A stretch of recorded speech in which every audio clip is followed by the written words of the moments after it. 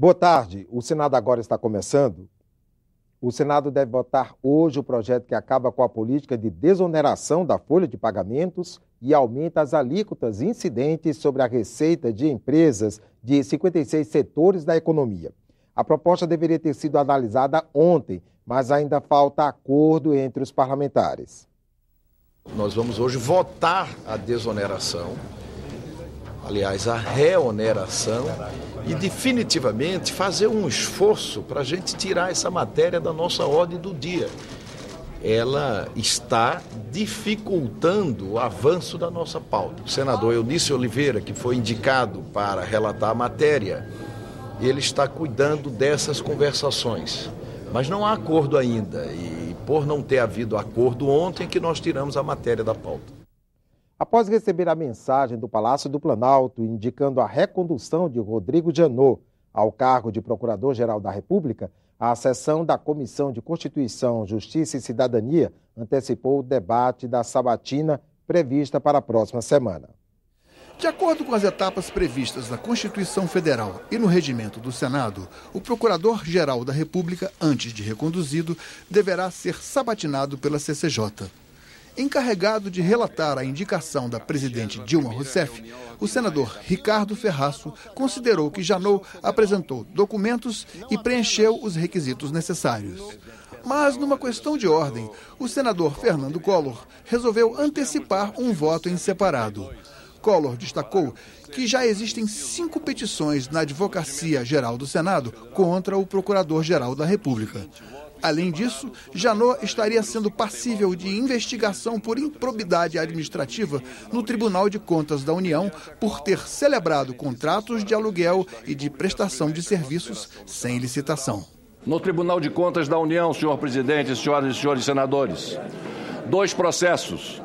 Processo número 017.115/2015, proposta de fiscalização e controle número 3 de 2015 na Casa de Origem, de investigação do termo do contrato número 55/2014, celebrado em 14 de outubro de 2014, entre o Ministério Público Federal e a empresa Lúcia Bittar e Filhos Incorporadora Limitada, referente ao contrato de aluguel sem licitação de um prédio de luxo para uso da PGR. O senador Ricardo Ferraço manteve o parecer favorável a Janot. O indicado deve declarar por escrito o que está determinado quanto à existência de ações judiciais. E o indicado o fez por escrito. Portanto, eu considero que na condição de relator, o meu parecer está absolutamente circunscrito à determinação constitucional e à determinação do regimento interno da Casa, em que pede reconhecer, naturalmente, a legitimidade, a prerrogativa, não apenas do senador Collor, como de qualquer senador, evidentemente, agir na direção do juízo de valor que o fizer. Mais rigor para a escolha de dirigentes de fundos de pensão, regras para a realização de exames genéticos em seres humanos, menos gordura trans nos alimentos. Projetos aprovados nesta quarta-feira na Comissão de Assuntos Sociais. Ela está nos alimentos industrializados. Os alimentos ficam crocantes, deixa a comida saborosa, mas também é a vilã da saúde do consumidor. A gordura trans reduz o bom colesterol e aumenta o ruim. Resultado, riscos para o coração e para o cérebro. A Comissão de Assuntos Sociais aprovou a redução gradual da gordura trans nos alimentos. O projeto vai ser analisado agora pela Comissão de Agricultura. Passa para as autoridades sanitárias essa avaliação. E aí eles vão medindo, digamos, os componentes, o teor, e qual é a forma de nós chegarmos um dia a eliminar totalmente a gordura trans, que os próprios empresários do setor entendem, só que eles acham que não pode ser do dia para a noite. Os senadores também aprovaram o projeto de lei da Câmara que estabelece as condições para a realização e análise de exames genéticos em seres humanos, sejam eles para identificação de paternidade ou diagnóstico de doenças.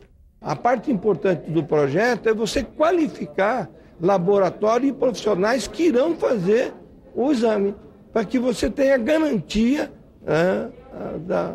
de que são profissionais altamente qualificados, que se trata muitas vezes, de um diagnóstico definitivo em se tratando, por exemplo, de doenças genéticas hereditárias.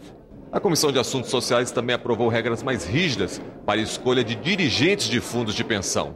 Além de processo seletivo, o projeto, que agora vai ser analisado pela Comissão de Constituição e Justiça, quer afastar influências políticas das indicações. A ingerência política expõe os fundos a riscos elevados de perdas, pois cada nova composição de conselhos e de diretorias estabelece-se um novo conjunto de relacionamentos com agentes de mercado, prestadores de serviços, tais como administradores e gestores dos fundos. A partidarização dos fundos de pensão, inevitavelmente, tem trazido consigo a chaga da corrupção. De fato, os fundos de pensões, eles têm trazido uma preocupação muito grande para todos nós, inclusive. E eu acho que uma regulamentação que busque a sua eficiência, uma garantia mais adequada da sua gestão, ela é providencial.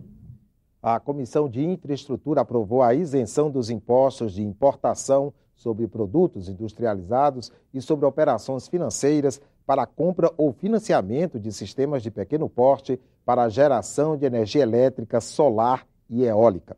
O objetivo é estimular o uso de fontes alternativas de energia.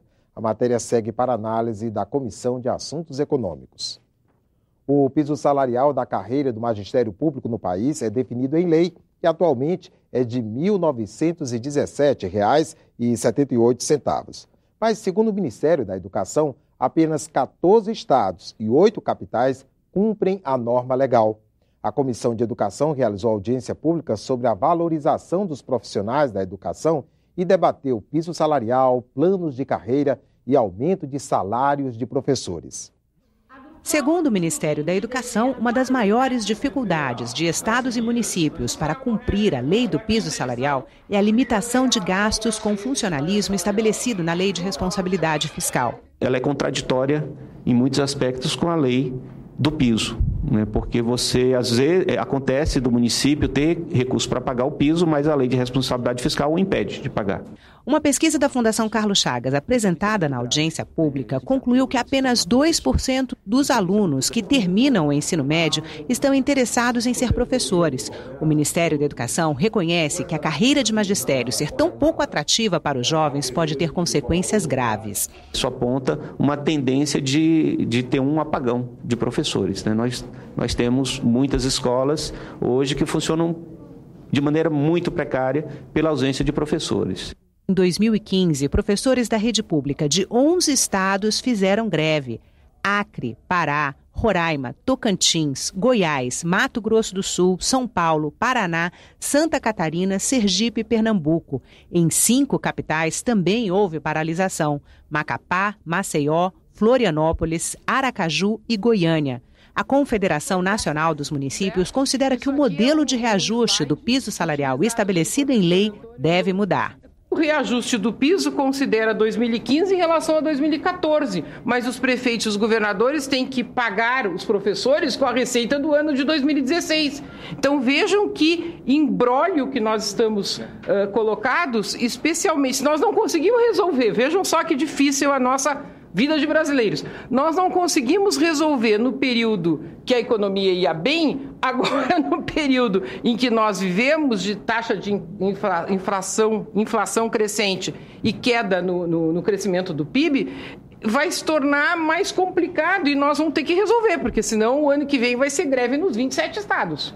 Um consenso entre os participantes da audiência é a necessidade de cumprir a meta do Plano Nacional de Educação, que prevê a equiparação salarial entre professores e outras categorias com o mesmo padrão de escolaridade.